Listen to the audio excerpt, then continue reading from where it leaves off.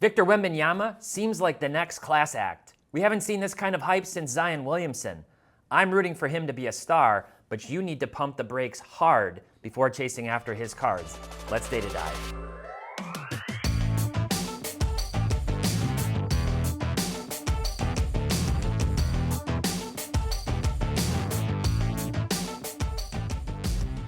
Hey everyone, welcome back to another episode of Data Dive powered by Market Movers. My name is Tyler Nethercott, better known as Teapot, and I'm back this week to talk a little bit of caution, some philosophy and some data, all circulating around the newest star on the block in the NBA, Victor Wembanyama. Now, as always, this video is brought to you by Market Movers. Track all your favorite prospects, stars, and Hall of Famers. Visit marketmoversapp.com and use promo code DIVE when you check out to get 14 days free and then 20% off any membership for life. Now let's get into the data. All right, so I want to talk about three main topics here. One is historical precedent. Second, play style. And third, a few other risk factors.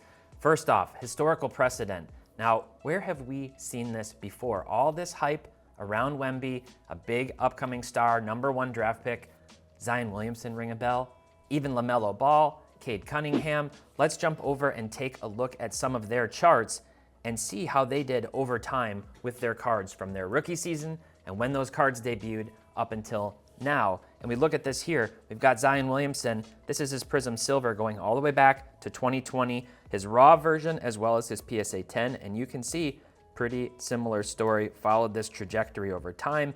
Huge hype back in 2020 and 2021, and now down 71% in fact, and 69.5% respectively on both of these cards over that time frame.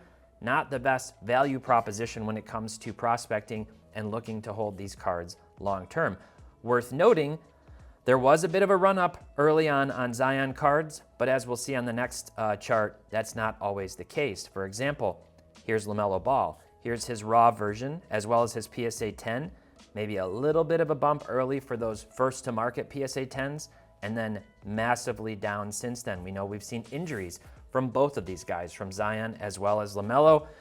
And LaMelo down 95.9%. Down 95.9% from that initial sale. Now, part of that is the initial euphoria. This card came out raw, sold for $1.26K. If you were to come down to like where it settled in after the first month or so, still you're talking about $311 down to $50 for his raw Prism Silver. And then the PSA 10s, which are pretty low pop because there were centering issues back in 2020. This card is down 87%, all the way down most recently to $513 from its original sell point.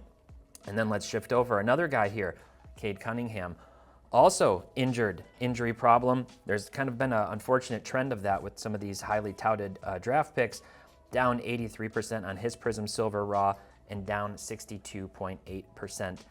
overall here on this card. Now, another thing to be aware of, and I've talked about this many times, I've talked about this a lot of times in the past, something to be aware of is that first release product, and in this case, it's gonna be hoops.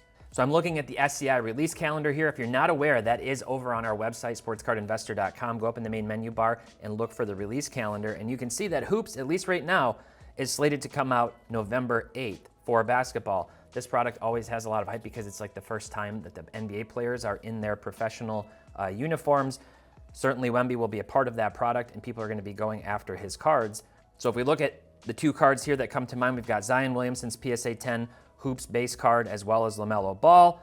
And these cards are down massively. This LaMelo card down from its original sale, 98.7%, down to $15.50. Same thing, $16 for Zion. So when these Wemby cards come out, and they're selling for $100, $200, who knows how many dollars in a PSA 10 when they first hit the market, don't buy them. Now, if you like buying into breaks or you're somebody who really enjoys hoops as a product and you hit some of these cards early, I would definitely be looking to sell them right away because as more products come out, this one in particular will lose a bit of its luster. Now, what if we think about a player like Wemby and where the general population thinks he's going to rank in terms of some of these other highly touted prospects that have been coming out? And what we can see here is that I've got a poll that I ran on Instagram, just on my personal IG. You got a pretty good response rate on this one. And I just asked, who's gonna have the best career? Paolo Banchero, Zion, Wemby, or Chet Holmgren?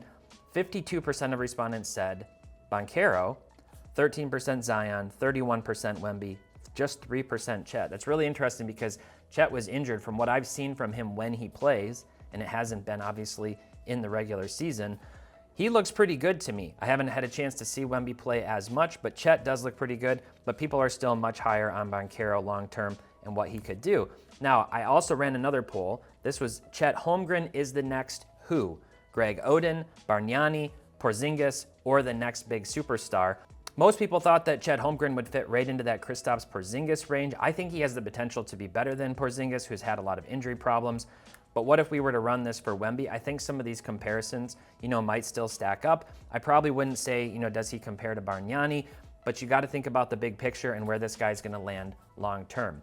That's the first topic. Second topic, play style, and I think this is a really big one. Now, if you've watched enough Wemby highlights, including his first preseason game versus Chet Holmgren, you saw that he's actually quite athletic. He had a nifty up and under to drive to the basket, but considering his size, those types of moves are entirely unnecessary. Wemby would be better served to learn to play more like Kareem or the Dream than he would Vince Carter or Michael Jordan. Now, many of his shots, if you really watch his tape, are just pull-ups, and they just plain can't be blocked. He's so tall and long, you cannot block the shot. So he can pretty much score at will, or at least shoot at will. Does seeing a guy who is his size, just pulling up for jumpers all game, entice people? Does it excite them? The best possible comparison that I can think of is Kevin Durant, one of the most efficient jump shooters in history, especially from mid-range.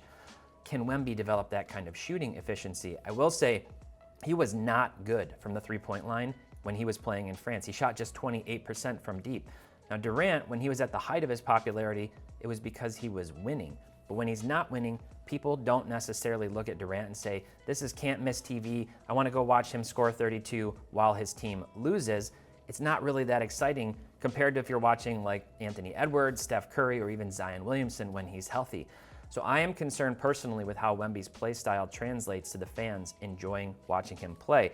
And to that end, I ran another Instagram poll and I said, do you enjoy watching 7-foot beanpoles play basketball? And specifically was thinking about this first preseason game with Wembanyama versus Holmgren. Both of them played fantastically. You got Wemby 8 for 13 with 20 points. He also kind of filled up the stat sheet, I think, with a few blocks and whatnot.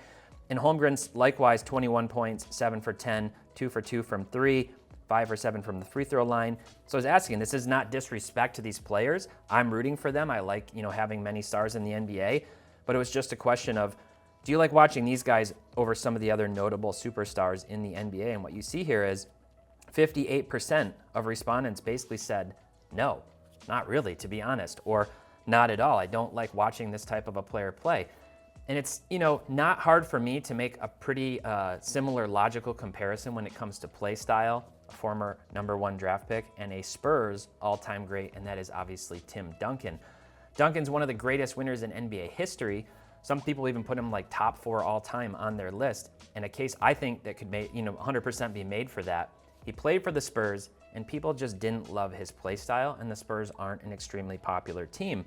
So let's go look at, Duncan versus Kobe. I think if you look at their careers, they were right on the same timeline, right on the same trajectory, similar championships, similar dominance. Kobe's cards massively outsell Tim Duncan. For example, $5,000 for his 96 Topps Chrome PSA 10. I know, it's the first year of Topps Chrome, but I still obviously don't think it has that kind of a multiplier, even being a much lower pop card, about a third of the population. And the first year of Chrome, it still has everything to do with Kobe. Now, if we take that away from the chart, you can see Kobe's PSA 10 Topps Finest sells for $650, whereas Duncan sells for 1/10 of that. So that's a big concern to me. Are people really going to like watching Victor Wembanyama play? Long term, I think it's a risk. Even a guy like Karl Anthony Towns or maybe Anthony Davis is the best comparison. Davis won a title and his cards just really aren't that expensive. I think he might be one of the best analogs that we could think of for Wemby in terms of their skill set and how they might approach the game. All right, the final topic, some other risk factors. Specifically, I'm thinking about injury risk as well as the risk that he never wins a championship. So when I watch Wemby play, not unlike Chet Holmgren and some other players, I just get this terrible feeling that I'm about to see a knee or an ankle just get utterly destroyed. Kristaps Porzingis has been a really solid player in his NBA career, but he's only been able to play on average 50 games per season. Greg Oden was never able to play. Obviously, there's some weight differential there for Oden compared to these other guys, but they're still very long, and when they twist and turn, there's a lot of different kind of physics going on. that does concern me. Zion Williamson hasn't been able to play consistently. Players obviously have to play to retain value, to grow the value of their sports cards. Now, the other risk factor is that Wemby just plain never wins a title, or that it takes him a long time to get one. For basketball cards to hold value long term, players need to win championships, especially in basketball. And typically, not just one, but multiple. We did see how Giannis's title that he won kind of stabilized his card prices, and I expect the same thing to happen for Jokic over time. Meanwhile, we see Chris Paul, James Harden, Russell Westbrook, and others. Will their card prices go the way of like John Stockton, Iverson, Gary Payton, Reggie Miller? Long-term, people want those championships to solidify the greatness of players. And if Wemby doesn't ever win one, or if the Spurs can't, get back to dominance, that's also a big risk factor long-term for his card prices. So I want to hear two things from you down in the comments. One, how do you think Wemby will do in his NBA career and in his rookie season? And two, are you bullish or bearish on his cards, short-term and long-term? Let me know down below. Thanks so much for watching. Until next time, happy investing, keep on collecting, and make sure to have fun.